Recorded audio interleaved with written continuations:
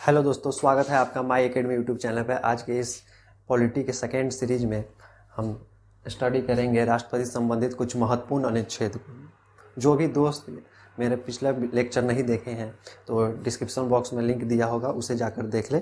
उसमें हम लोग राष्ट्रपति के बारे में अध्ययन किए थे और राष्ट्रपति संबंधित कुछ महत्वपूर्ण अनुच्छेद का भी हम लोगों ने अध्ययन किया था, जिसके तहत हमने देखा था कि राष्ट्रपति का चुनाव कैसे होता है, राष्ट्रपति के निर्वाचन मंडल में के कौन कौन लोग शामिल होते थे। प्रीवियस लेक्चर आप देख लेंगे, वो बहुत ही महत्वपूर्ण लेक्चर था। और आज की इस लेक्चर में हम पढ़ेंगे कि राष्ट्रपति का शपथ कौन दिलाता है, राष्ट्रपति का पद की योग्यता क्या होती है, और राष्ट्रपति भारत में कोई भी व्यक्ति कितनी बार बन सकता है, राष्ट्रपति का कार्यकाल कितने समय तक का होता है। तो ये वीडियो बहुत ही महत्वपूर्ण होने वाला है। जो भी छात्र जो प्रतियोगी परीक्षाओं का तैयारी कर रहे हैं, जैसे Bihar SI, Bihar police, SSC GD, BPSC, UPSC या अन्य किसी भी प्रतियोगी परीक्षाओं की तैयारी करें, उन सब के लिए लाभपूर्ण होने वाला है वीडियो। और हम इस जितने भी सारे सीरीज हमारे पॉलिटी के आएंगे, उनका एक अलग से हम लोग क्वेश्चन का सीरीज भी कराएंगे, इसलिए ध्यान दीजिए। तो आज के इस लेक्चर में हम शुरू करते हैं राष्ट्रपति से संबंधित महत्वपूर्ण अनुच्छेद है उसका दूसरा सीरीज। इसके पिछले सीरीज में हमने अनुच्छेद 52, अनुच्छेद 53, अनुच्छेद 54 और अनुच्छेद 55 को कंप्लीट किया था। आज के इस लेक्चर में हम शुरू करते हैं अनुच्छेद 56 से। तो चलिए दोस्तों शुरू करते हैं। अनुच्छेद 56, अनुच्छेद 56 में है राष्ट्रपति की पदावधि। राष्ट्रपति की पदावधि कहने का है कि राष्ट्रपति का कार्यकाल कितने समय तक होता है।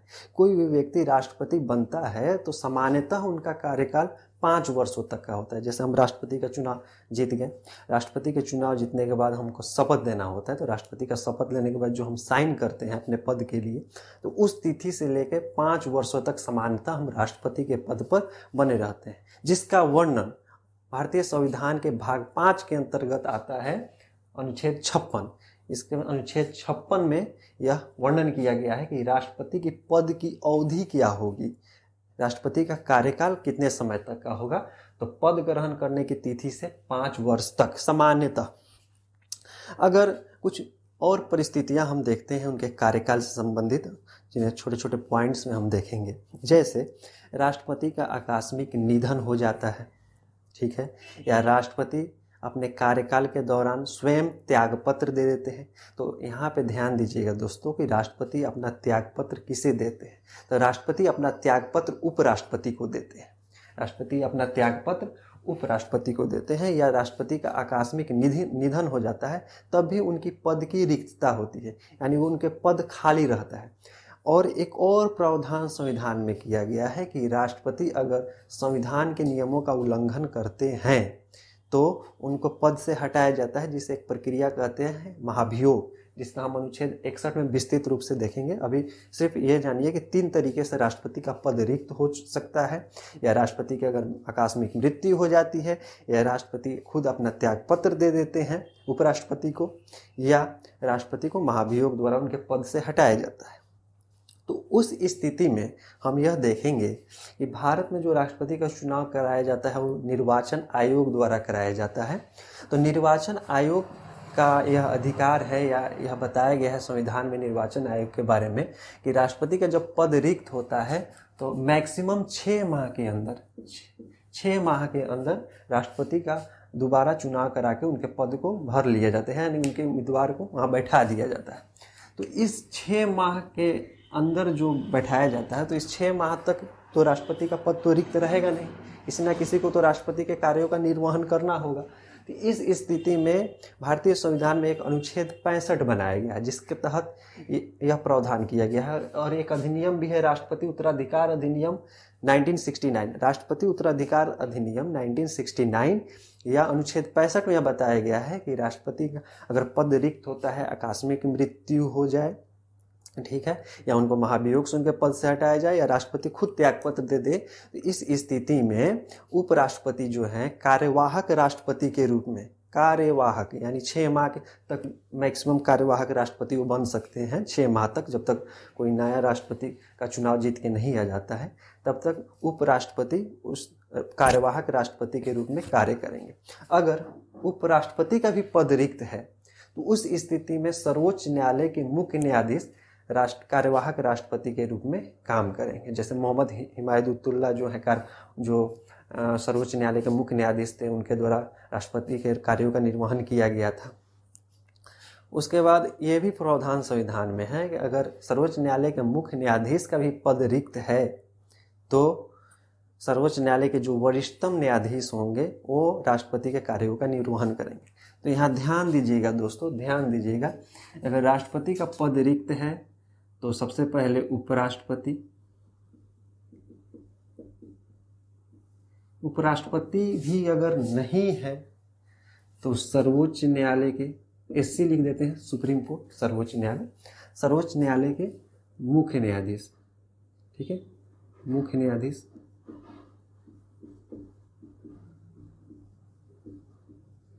जिसे शॉर्ट में हम CJI भी लिखते हैं, chief justice of India. CJI chief justice of India यानी सर्वोच्च न्यायालय के मुख्य न्यायाधीश।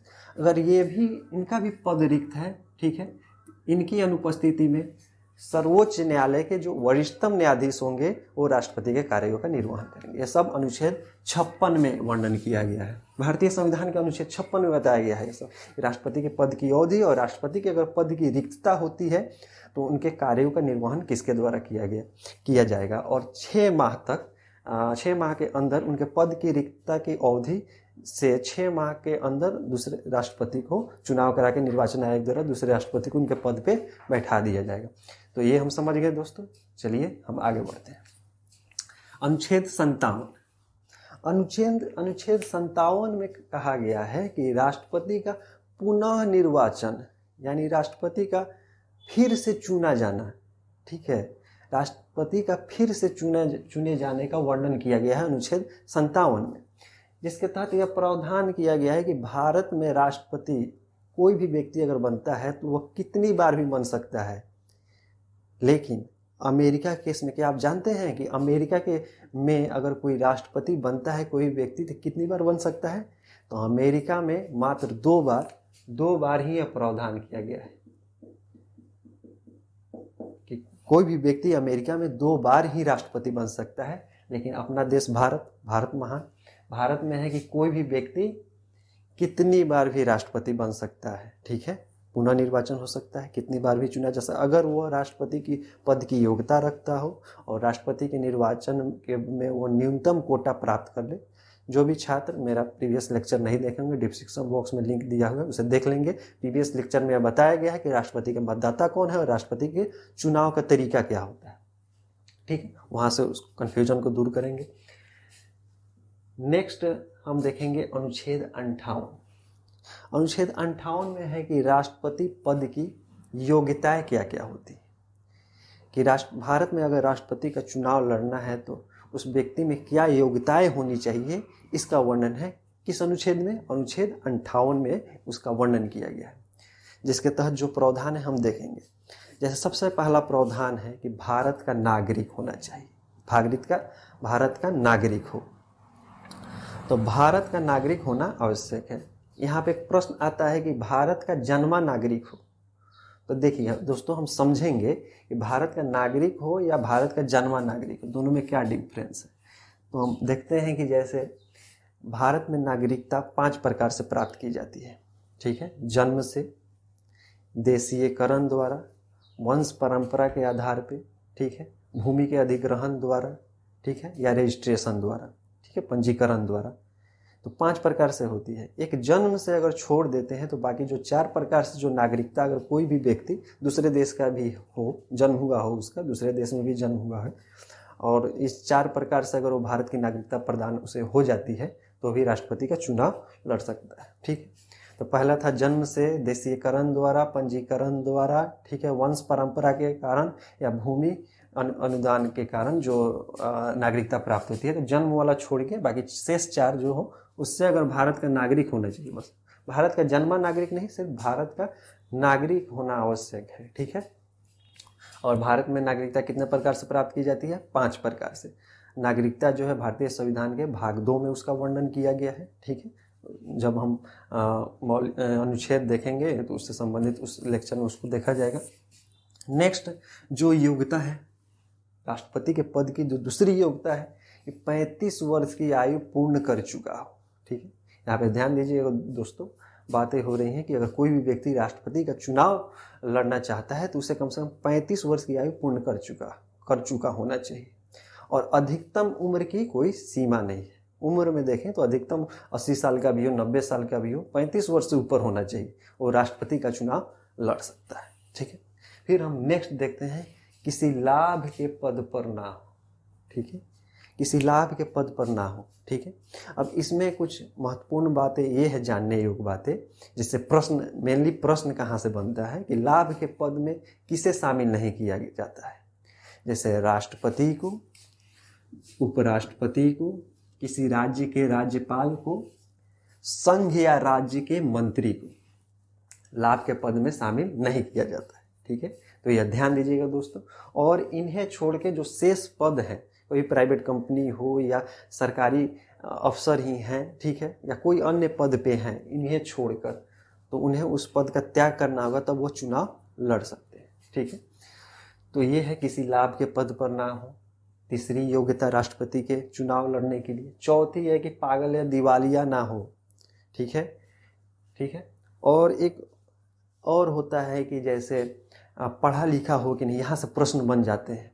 तो देखिए ध्यान दीजिएगा दोस्तों कि राष्ट्रपति के चुनाव लड़ने के लिए, राष्ट्रपति के पद की जो योग्यता के लिए, ये आवश्यक नहीं है कि आप एमए किए हैं कि पीएचडी किए हैं, ऐसी कोई आवश्यकता नहीं है। ठीक है, आप अनपढ़ भी हैं तब भी आप राष्ट्रपति का चुनाव लड़ सकते हैं। मैं नहीं कह रहा हूँ, संविधान कह रहा है। तो भारत में संविधान सर्वोच्च है। ठीक है, भारत में क्या है, संविधान सर्वोच्च है। ध्यान दीजिएगा दोस्तों कि भारत में संविधान में जो प्रावधान किए वही सर्वोच्च है। तो उसमें लिखा गया है कि पढ़ा लिखा ना हो, ऐसी कोई क्राइटेरिया नहीं है। ठीक है, उसके बाद देखेंगे पांचवी योग्यता कि लोकसभा सदस्य निर्वाचित होने की योग्यता रखता हो। राष्ट्रपति का जो उम्मीदवार हो वो लोकसभा का सदस्य निर्वाचित होने की योग्यता रखता हो। यहाँ पे ये कहीं नहीं कहा जा रहा है कि वह लोकसभा का सदस्य होना अनिवार्य है या राज्यसभा का सदस्य होना अनिवार्य है। यहाँ पे सिर्फ कहा जा रहा है कि लोकसभा का सदस्य निर्वाचित होने की योग्यता रखता हो। ठीक है, और यहाँ पे एक और ध्यान दीजिएगा, हम यहाँ पे रिलेट करते हैं इसे उपराष्ट्रपति से। तो अगर उपराष्ट्रपति से इसे रिलेट करके देखेंगे तो उपराष्ट्रपति में प्रावधान किया गया है उसकी योग्यता में, उपराष्ट्रपति पद की योग्यता के लिए, कि वो राज्यसभा का सदस्य बनने की योग्यता रखता हो। ठीक है, तो यहाँ पे रिलेट कर लेंगे कि राष्ट्रपति में लोकसभा का सदस्य बनने की योग्यता रखता हो और उपराष्ट्रपति में राज्यसभा का सदस्य बनने की योग्यता रखता हो। चलिए, तो ये 5 योग्यताएं हैं राष्ट्रपति के पद के लिए। तो दोस्तों यहाँ ध्यान दीजिए कि क्या किसी व्यक्ति में 5 योग्यताएं हों तो राष्ट्रपति चुनाव लड़ सकता है। तो इस तरह से हम देखेंगे तो भारत में बहुत अधिक जनसंख्या में लोग होंगे जिनको ये 5 योग्यता प्राप्त हो सकती है। ठीक है, लेकिन ये यहाँ तक नहीं होता है। एक और स्टेप होता है पद की योग्यता के लिए, जहाँ बहुत संख्या, जिसके कारण बहुत ही कम हो जाती है, राष्ट्रपति के उम्मीदवार की संख्या बहुत ही कम हो जाती है। जैसे इसके पिछले लेक्चर में हम लोगों ने देखा था कि राष्ट्रपति के मतदाता कौन कौन है। तो मैं बता देता हूँ, संसद के दोनों सदनों के निर्वाचित सदस्य, सभी राज्य के विधानसभाओं के निर्वाचित सदस्य, और दिल्ली और पुदुचेरी जो केंद्र शासित प्रदेश हैं उसके निर्वाचित सदस्य। तो वही राष्ट्रपति के जो मतदाता होते हैं उसमें से 50 प्रस्तावक के रूप में और 50 अनुमोदक के रूप में राष्ट्रपति के प्रत्याशी को समर्थन देना होता है। ठीक है, जैसे हम यहाँ पे अपने राज्य में देख लें कि पंचायत चुनाव होता है तो मुखिया के प्रत्याशी अपना नामांकन पत्र दायर करने ब्लॉक में जाते हैं, तो उनके भी समर्थन उनको रहता है कि अपने मतदाता में से 10-15 आदमी का साइन वगैरह उसमें होना चाहिए। तो वैसे ही राष्ट्रपति के निर्वाचन में जो राष्ट्रपति के मतदाता हैं, ठीक है, उस मतदाता से 100 लोगों का समर्थन चाहिए, जिसमें हम 50 प्रस्तावक बोलते हैं, 50 अनुमोदक बोलते हैं। राष्ट्रपति के निर्वाचन के लिए यही है कि जो राष्ट्रपति के मतदाता हैं उसमें से 50 लोग का प्रस्तावक के रूप में और 50 लोगों का अनुमोदक के रूप में समर्थन चाहिए, तब हम नामांकन राष्ट्रपति का दे पाएंगे। तो ये मुख्य हो गया, 50 प्रस्तावक, 50 अनुमोदक जो मतदाता है राष्ट्रपति के। तो राष्ट्रपति के पद की योग्यता के लिए ध्यान दीजिएगा दोस्तों, भारत का नागरिक होना चाहिए। ये नहीं है कि भारत का जन्मा नागरिक, भारत का नागरिक होना चाहिए और 35 वर्ष की आयु पूर्ण कर चुका हो।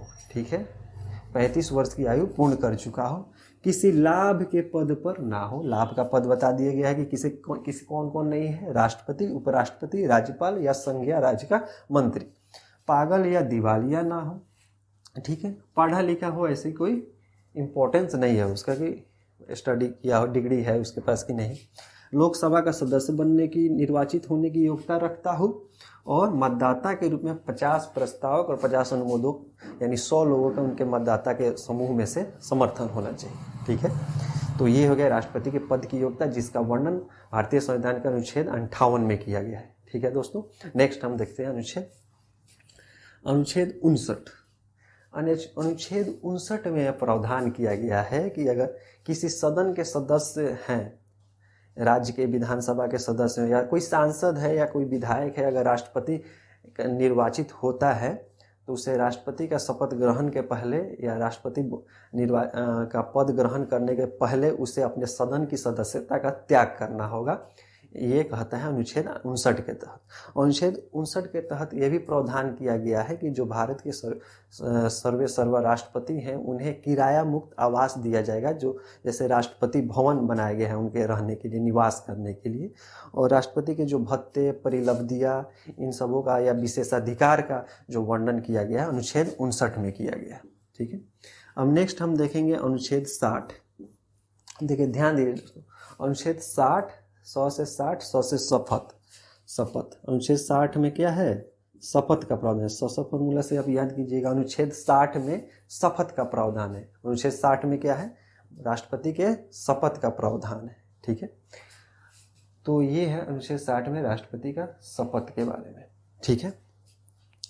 अब है कि शेष जो राष्ट्रपति के अलावा जो शेष उपराष्ट्रपति या प्रधानमंत्री या मंत्रिपरिषद या राज्य के विधानसभा के जो भी सदस्य हैं उन सब के शपथ ग्रहण का प्रारूप कहाँ है, तो उसका वर्णन भारतीय संविधान में जो अभी वर्तमान में 12 अनुसूचियां हैं। कितनी अनुसूचियां हैं दोस्तों, 12 अनुसूचियां हैं।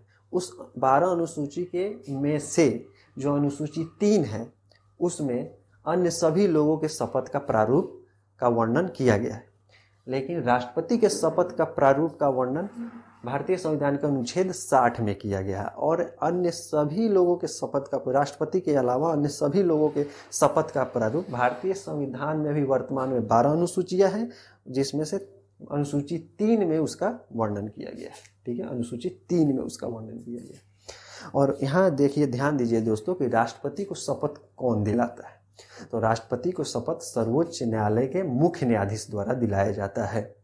अगर सर्वोच्च न्यायालय के मुख्य न्यायाधीश का पद रिक्त है तो उसकी अनुपस्थिति में सर्वोच्च न्यायालय के जो वरिष्ठतम न्यायाधीश है उनके द्वारा राष्ट्रपति को शपथ दिलाया जाता है। नेक्स्ट हम देखेंगे, नेक्स्ट अब अनुच्छेद देखते हैं, अनुच्छेद 61। अनुच्छेद 61 में महाभियोग का प्रावधान किया गया है। महाभियोग कहने का है कि राष्ट्रपति को उसके कार्यकाल के दौरान, राष्ट्रपति को उसके कार्यकाल के दौरान उसके पद से हटाया जाना। अगर संसद के किसी भी सदन को ऐसा लगता है कि राष्ट्रपति संविधान का अतिक्रमण कर रहे हैं या संविधान के नियमों का उल्लंघन कर रहे हैं राष्ट्रपति, तो 14 दिन पूर्व उस सदन द्वारा राष्ट्रपति को नोटिस दिया जाएगा कि आप पर यह आरोप है, ठीक है। और 1/4 सदस्य उस सदन के, जिस संसद के दोनों सदनों में से किसी भी सदन में यह आरोप लगाया जा सकता है या आरोप लाया जा सकता है, उस सदन के 1/4 सदस्य द्वारा सहमत हो, इस बात से उनके द्वारा हस्ताक्षर करना रहता है। तो उस सदन के 1/4 सदस्यों द्वारा हस्ताक्षरित संकल्प पत्र या महाभियोग पत्र जो भी है उस सदन में आएगा, ठीक है। अब आरोप तो लगाया गया 14 दिन पूर्व नोटिस देके और उस सदन में लाया गया, उस सदन में 2/3 बहुमत से भी पारित हो गया, तो राष्ट्रपति को भी तो अपना पक्ष रखना है कि मेरे पे जो आरोप लगा है इसका हम अपना पक्ष रखेंगे अपने बचाव के रूप में, तो राष्ट्रपति पहले सदन में नहीं अपना पक्ष रख सकते हैं, वो दूसरे सदन में, जब दूसरे सदन में यह प्रस्ताव जाता है, प्रथम सदन में 2/3 बहुमत से पारित होकर जब दूसरे सदन में वो प्रस्ताव जाएगा तो वहाँ पे राष्ट्रपति स्वयं या अपने अधीनस्थ अधिकारियों के द्वारा अपना बचाव के रूप में अपना पक्ष रख सकते हैं, ठीक है। अगर दूसरे सदन में भी आरोप सिद्ध हो जाते हैं, उन पे जो आरोप लगे हैं वो सिद्ध हो जाता है और उसमें भी दूसरे सदन में भी 2/3 बहुमत से दूसरे सदन में भी 2/3 बहुमत से अगर पास हो जाता है, पारित हो जाता है वो संकल्प पत्र, तो दूसरे सदन में जिस दिन वह संकल्प पत्र पारित होता है उसी दिन से राष्ट्रपति अपना पद त्याग कर देते हैं या वो अपने पद से हट जाते हैं। तो ये है महाभियोग प्रक्रिया, जिसके द्वारा राष्ट्रपति के कार्यकाल के दौरान उन्हें पद से हटाया जाता है। अब देखिए, ध्यान दीजिएगा दोस्तों कि राष्ट्रपति के जो महाभियोग लगाया जाता है उसमें कितने सदस्य भाग लेते हैं। जैसे राष्ट्रपति के निर्वाचन में सिर्फ निर्वाचित सदस्य भाग लेते थे, मनोनीत सदस्य भाग नहीं लेते थे। और राष्ट्रपति के निर्वाचन में सभी राज्यों के विधानसभा के सदस्य और दिल्ली और पुदुचेरी के विधानसभा के निर्वाचित सदस्य भाग लेते थे।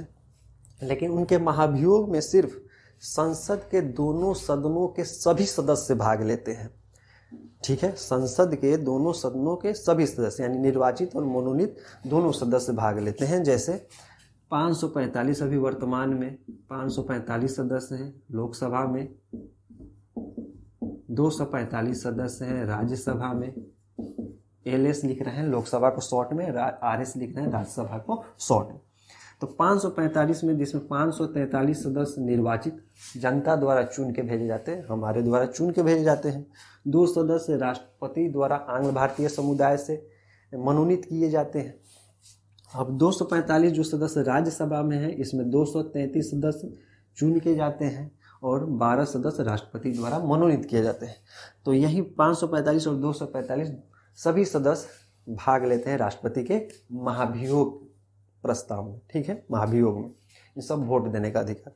और ये जो सदस्य हैं लोकसभा और राज्यसभा के सभी सदस्य, यहाँ पे जोड़ने वाली प्रक्रिया ये हो जाती है कि जो राष्ट्रपति के महाभियोग में जो सदस्य भाग लेते हैं वहीं उपराष्ट्रपति के निर्वाचन मंडल में भी वही सदस्य होते हैं। राष्ट्रपति को उपराष्ट्रपति के को वोट मतदाता यही होते हैं। उपराष्ट्रपति के मतदाता में क्या होंगे, लोकसभा और राज्यसभा के सभी सदस्य उपराष्ट्रपति को मतदान करते हैं।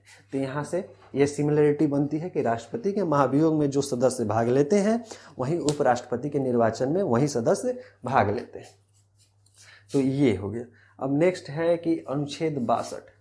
अनुच्छेद 62 में हम देखेंगे कि राष्ट्रपति के पद की रिक्ति जो होती है, राष्ट्रपति की जो पद की रिक्तता होती है, अनुच्छेद 62 में प्रावधान किया गया है। उस पद की रिक्तता को 6 माह के अंदर हमको क्या कर लेना है, 6 माह के अंदर उसका चुनाव करा के उसके उत्तराधिकारी का चयन कर लेना है। तो ये है दोस्तों आज से संबंधित कुछ महत्वपूर्ण अनुच्छेद हो गए। अनुच्छेद 56 राष्ट्रपति का पदावधि, जिसको हम डिटेल देखा है। 57 राष्ट्रपति का पुनः निर्वाचन। ठीक है, याद कीजिएगा दोस्तों, ध्यान से याद कीजिएगा। अनुच्छेद 56 पदावधि, अनुच्छेद 57 पुनः निर्वाचन, अनुच्छेद 58 राष्ट्रपति की पद की योग्यता, अनुच्छेद 59 उनके सदन से उनके राष्ट्रपति का आवास से याद रखिएगा अधिकार भत्ते परिलब्धियाँ, अनुच्छेद 60 शपथ, अनुच्छेद 61 महाभियोग, अनुच्छेद 62 जो उनके पद की रिक्ति है तो अधिकतम 6 माह के अंदर उसको भर लिया जाना चाहिए। तो ये राष्ट्रपति संबंधित कुछ बातें हो गए। ठीक है, जो इससे सभी प्रतियोगी परीक्षाओं में आपके लिए मददगार होंगे। इससे बहुत सारे प्रश्न पूछते हैं जिन्हें इस वीडियो लेक्चर में अगर कोई डाउट रहा हो या जिनका डाउट क्लियर नहीं रहा हो वो कमेंट बॉक्स पे लिख के अपना डाउट पूछ सकते हैं। ठीक है, और यहाँ पे ध्यान दीजिएगा दोस्तों कि राष्ट्रपति की पद की योग्यता में था कि एक और ध्यान देने वाली बात यह है कि राष्ट्रपति के पद की योग्यता में कि जमानत राशि भी कुछ जमा की जाती है राष्ट्रपति के उम्मीदवार द्वारा, जो आरबीआई में जमा होता है, reserve bank of India RBI में जमा किया जाता है, जो राशि 15,000 होती है। 15,000 रुपये की राशि आरबीआई में जमा की जाती है। और कुल वैध मत का, अगर राष्ट्रपति के चुनाव में कुल वैध मत अगर जितने हैं उसके 1/6 1/6 एक छठा भाग से अगर कम प्राप्त होता है तो उसकी जमानत राशि जब्त हो जाती है। ध्यान दीजिएगा दोस्तों। और राष्ट्रपति के निर्वाचन में अगर कोई विवाद होता है तो सर्वोच्च न्यायालय का फैसला, सर्वोच्च न्यायालय में सुनवाई होती है और सर्वोच्च न्यायालय का जो फैसला होता है वही अंतिम होता है।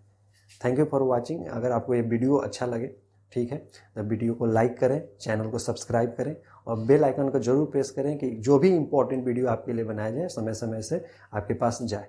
तो थैंक यू दोस्तों, धन्यवाद।